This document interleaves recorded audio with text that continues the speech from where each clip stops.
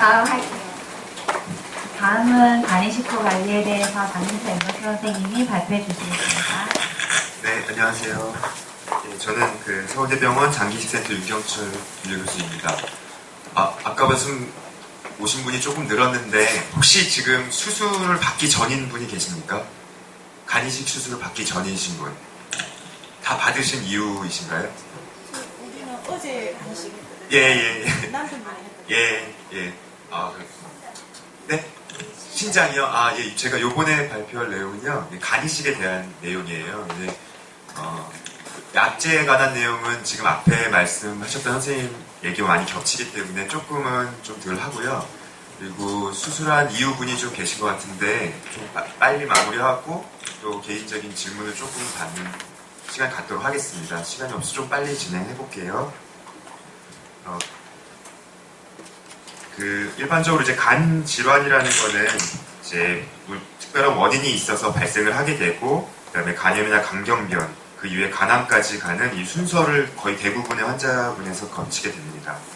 간이식이라는 거는 크게 두 가지 종류가 있는데, 이 병든간을 제거하고, 그다음에 이제 큰 뇌사자 간을 들어가는 경우가 있고요. 일반적으로 이 정도의 응급도가 갖춰져 있지 않기 때문에 이제 생체 간, 이제 기증자의 일부분의 간을 이식을 하게 됩니다. 이제 이식하고 난 다음에의 경과에 대해서 말씀을 드릴게요. 첫 번째로 간이식 수술의 일반적인 경과입니다. 첫 번째 한 7일, 3일에서 7일까지는 이제 중환자실에 있고요. 이때 이제 집중적으로 관리를 합니다. 새로운 장기가 들어왔기 때문에 몸에 영향을 미칠 수 있어서 거기에 대한 검사와 관찰을 하게 되고요. 이때 그리고 또 이제 2에서 4주 정도까지 병동에 입원을 했다가 이제 3개월 이후에 이제 퇴원을 하게 됩니다. 그 이후에 일상적인 사회생활을 하는 상태까지 대부분 다 회복이 되고요. 이 부분에 좀 해당되는 분들이 좀 계시는데, 이제 지금 병동에서는 이제 아까 앞에서 잠깐 나왔지만 이제 거부 반응의 여부, 또 그리고 수술에 합병증 되는 여부, 그다음에 곰팡이 감염, 그리고 원인 질환의 재발 등을 관찰하게 됩니다. 이 시기가 이제 처음 몸이 적응하는 가장 중요한 시기이고요. 요 이후에도 물론 이런 것들이 같이 발생을 할 수도 있지만 요 초기가 가장 중요하다는 얘기가 됩니다. 간이식 직후에 이제 회복 중환자실에 대해서 잠깐 말씀을 드리면, 이제 많은 약들을 처음에 사용하게 됩니다. 당연히 인공호흡기도 2, 3일 정도까지는 갖고 있을 수 있고요. 그래서 의식도 회복이 되고, 또 이제 감염, 초기에 가장 사망까지 가게 되는 무서운 합병증이 발생할 수 있는데, 거기에 대한 감염에 대한 관리, 약제를 많이 쓰게 됩니다. 그래서 초기에 간 기능이 회복되는지, 그리고 수술과 관련된 합병증이 발생되는지를 중환자실에서 관찰을 하게 됩니다. 네.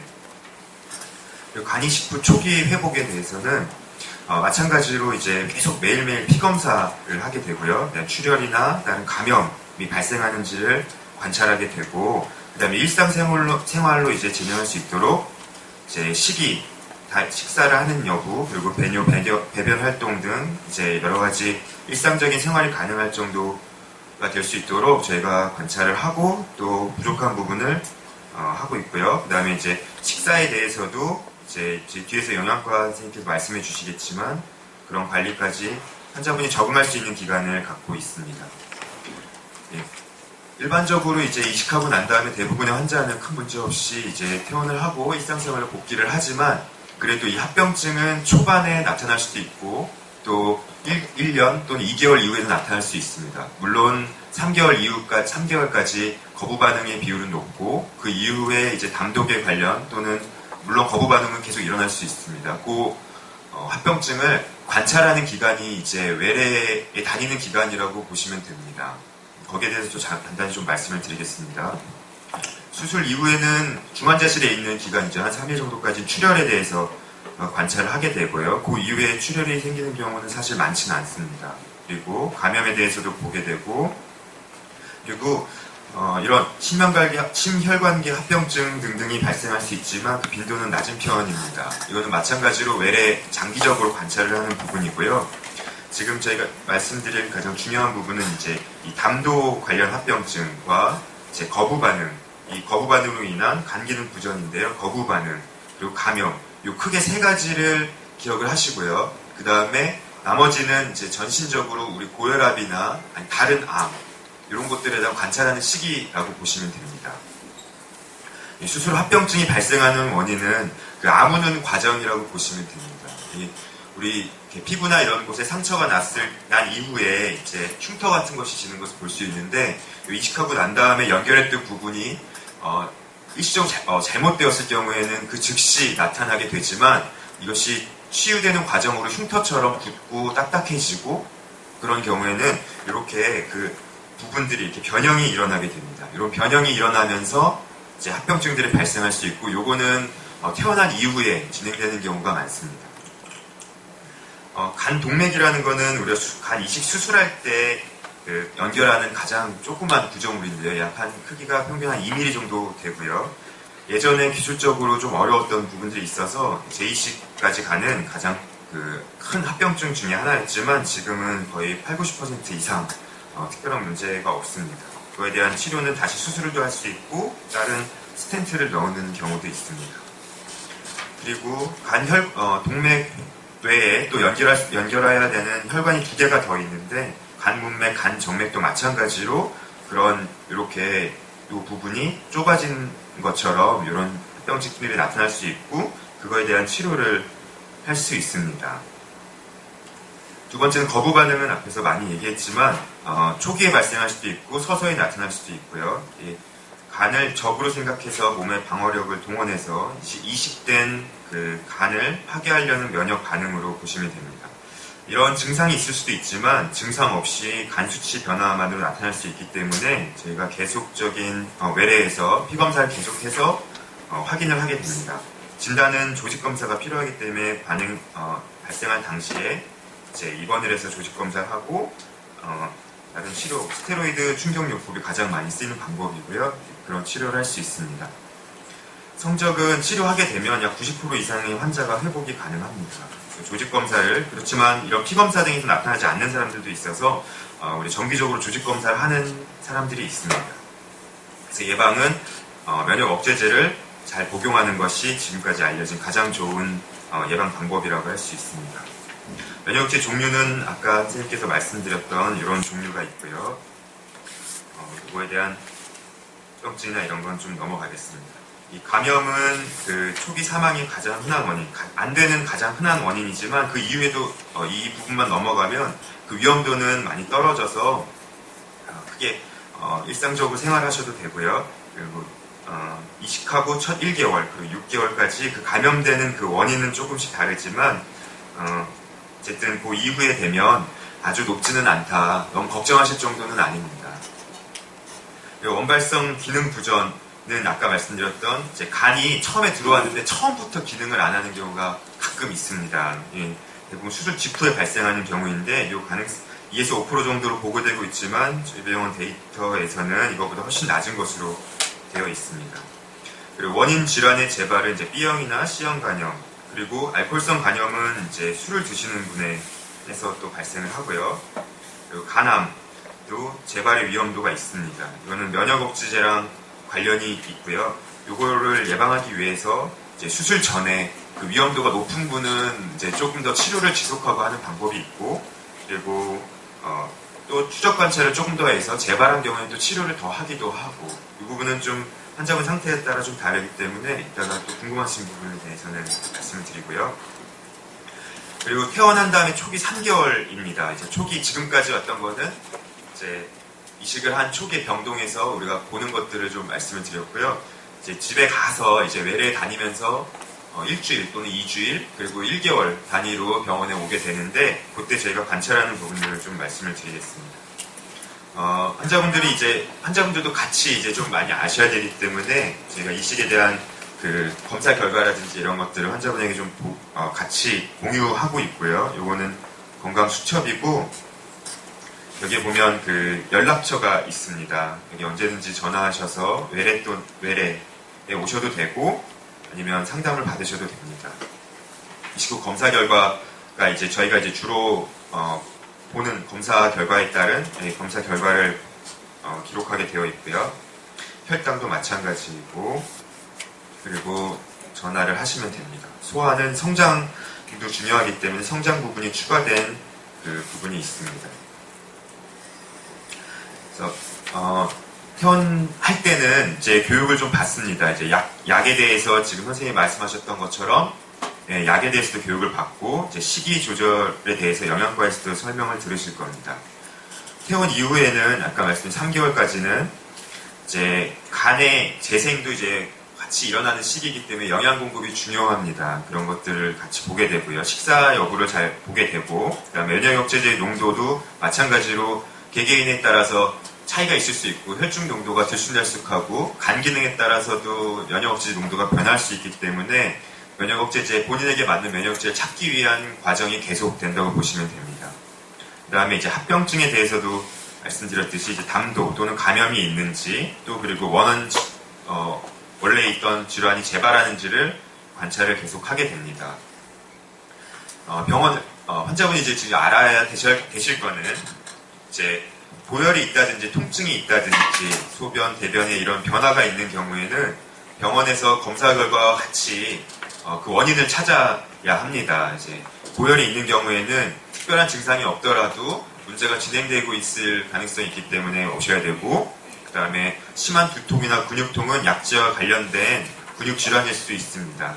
그때도 오셔야 되고, 당연히 통증이 있는 경우에는 병원에 오셔야 되고요. 그다음에 소변, 대변 등 이제 이런 대변 색깔이 변한다든지 이런 증상이 있을 때도 오셔야 됩니다. 이 담도 부분에 대해서 이제 이식하고 초기 3개월까지 이제 있었던 부분에 말씀을 드렸는데, 이 담도 합병증은 지금 간이식에서 굉장히 특징적인 부분이고 이 시기에서 가장 취약한 부분입니다. 약 한 20% 정도의 환자, 5분 중에 1분 정도가 발생을 하게 됩니다. 여기서 이거에 대해서 좀 잠시 말씀을 드릴게요.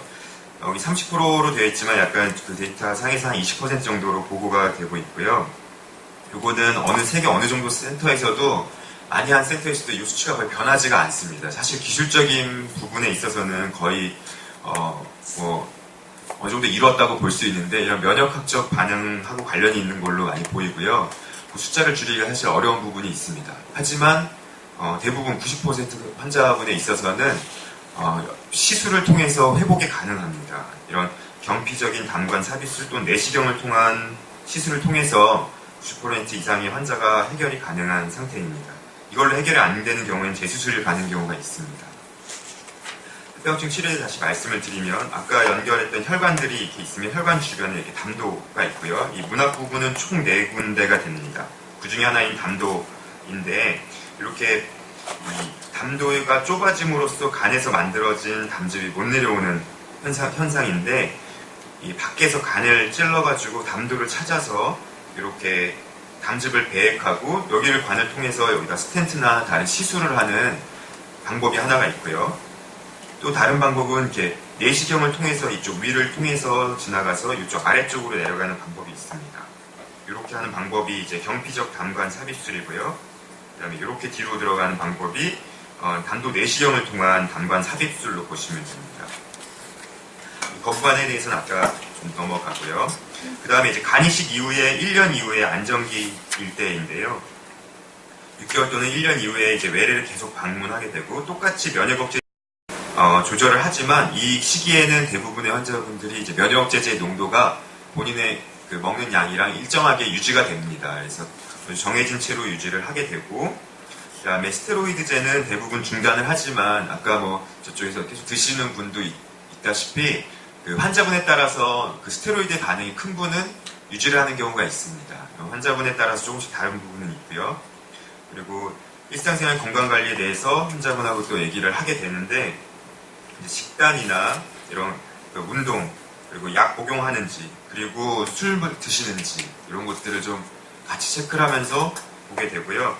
피검사에서 나오는 경우도 있지만 안 나오는 경우가 있습니다. 간 기능 검사는 간이 정말로 일정 부분 망가지기 전까지는 티가 안 나는 경우가 많기 때문에 간 수치만 가지고 판단할 수는 없는데요. 환자분들도 그렇기 때문에 다른 것들 같이, 그러니까 술이라든지 간에 안 좋은 약 또는 건강 보조식품을 고농도로 드시는 것들, 이런 것들은 피하셔야 됩니다. 그리고 그래서 일상생활은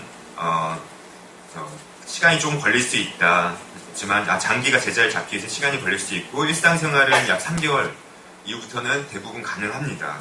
그리고 초반에 이제 많은 병원도 방문해서 그 조절을 좀 받아야 되는 것도 있고 이런 스트레스나 피로감 등도 나타날 수 있습니다. 이런 것들에 대해서도 상담을 통해서 약제 부작용인지 같이 찾아가는 노력이 좀 필요하고요. 그리고 가족과 함께 지내는 게 굉장히 중요합니다. 혼자서 이식하고 난 다음에는 이제 기분 변화도 많이 있기 때문에 그거에 대한 정서적인 지지도 중요합니다.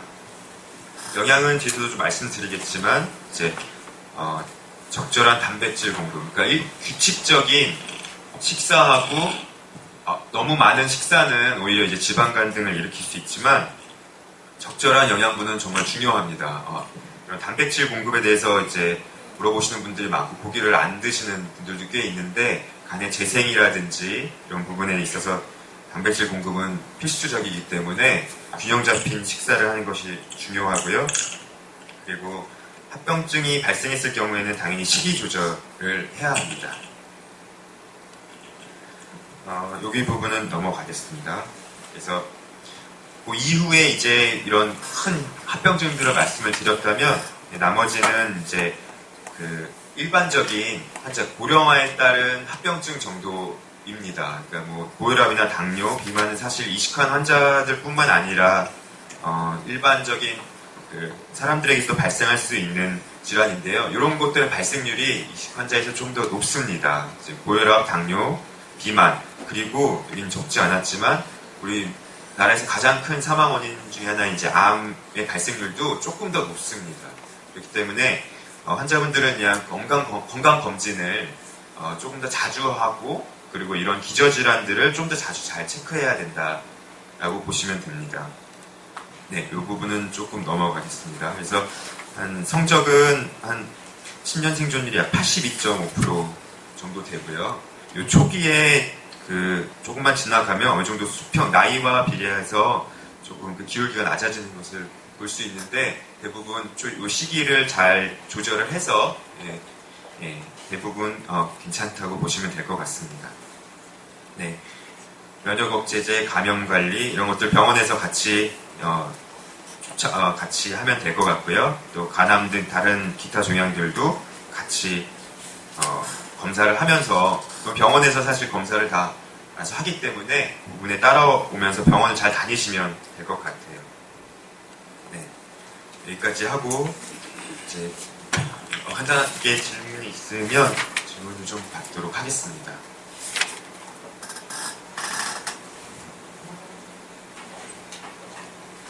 아니 마이크 가져오지 마세요.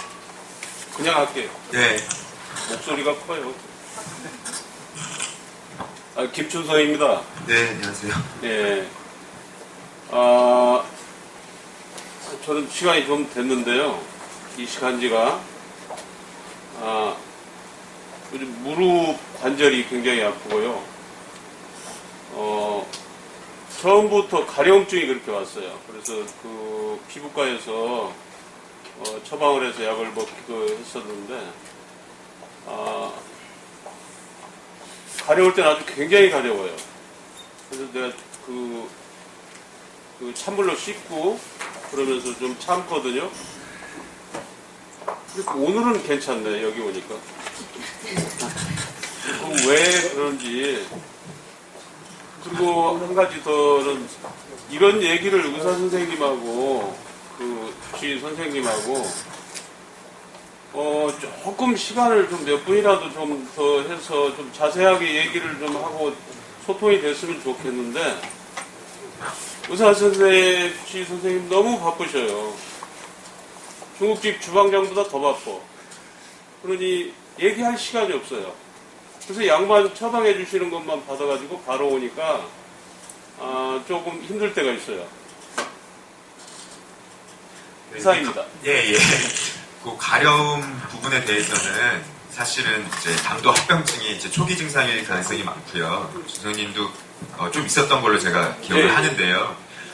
그게 이제 우리 이렇게 뭐 염증이 있는 부분을 이렇게 붓잖아요. 여기 담도가 굉장히 몇 밀리 안 되는 부분이기 때문에 잠깐 염증이 왔다 갔다 반복하면서 부었다가 부으면은 담즙이 잘 못 내려가서 혈중으로 빠져서 가려움이 왔다가 좀 붓기가 빠지면 또 밑으로 내려가서 이제 그 증상이 해소되고 이런 피 검사에서 나빠졌다 안 좋았다 반복하는 형태일 수 있는데요. 이게 이제 시간이 지나면서 그게 이제 넓은 그 내강이 유지가 되게 되면 이제 괜찮은 분들이 많고요. 근데 그게 유지가 안 되겠다 싶으면은 거기에 아까 담도 관련 시술을 통해서 아니다 관을 넣어놓는다든지 이런 시술이 필요한 경우가 있습니다. 그러니까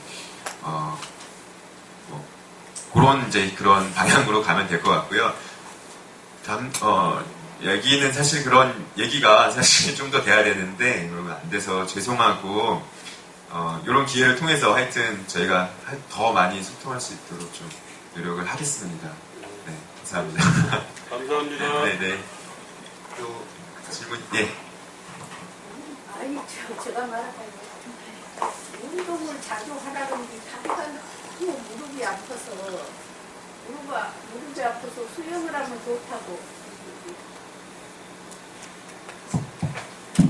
예, 수영이요. 네, 그래서 네. 수영을 하고 되는데 이대로 괜찮은가 예. 걱정이 됐어요. 예. 수영을 해도 됩니다. 네. 그래요? 네, 물론 이제 원인을 확실히 알아야 되는데요. 제가 뭐 정형외과적인 그런 전문 지식까지는 없지만, 무릎에 이제 대부분 오는 게 이제 그 퇴행성 관절염이죠. 이제 나이가 많이 들고 연골이 좀 다치든지 이런 원인이 원인이 있는데 이런 하중이 자꾸 가는 운동은 해야 되지만 하중을 줄일 수 있는 방법은 이제 수영이 굉장히 좋은 것으로 알고 있고 그쪽에서도 많이 추천을 하는 것으로 알고 있어요. 그러니까 근육 운동은 연세가 드신 분들도 필요합니다. 네.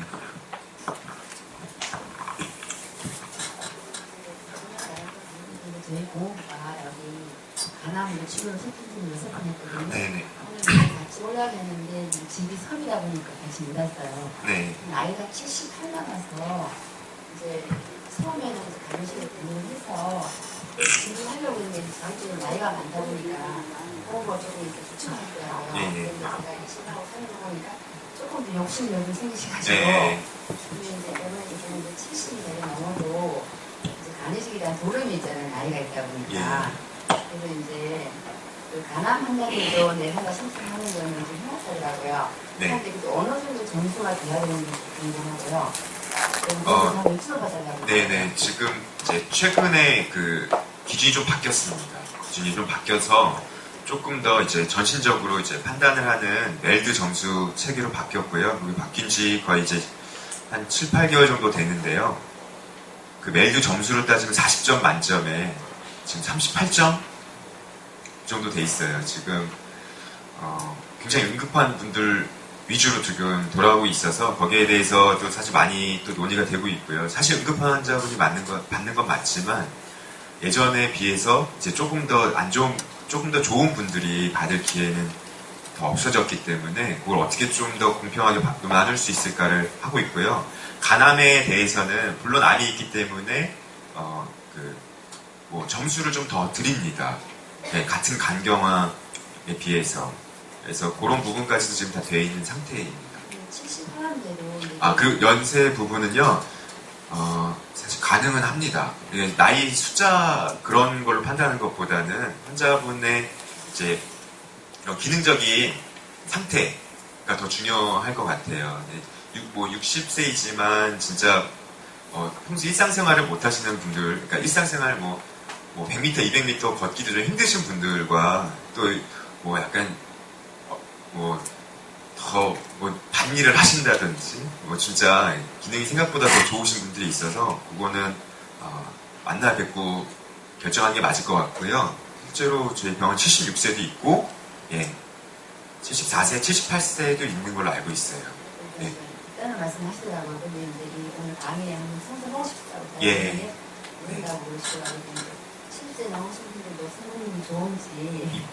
그거는 이제 저희가 그런 아까 말씀드렸던 심장이나 폐 이런 전신적인 기능들이 다 받쳐줘야 됩니다. 사실 간이식이라고 해서 간만 가는 건 아니고요. 이런 심장 기능이 굉장히 중요하기 때문에 그거에 대한 평가를 하게 되고 이제 하게 됩니다. 네, 여기까지 하겠습니다. 네.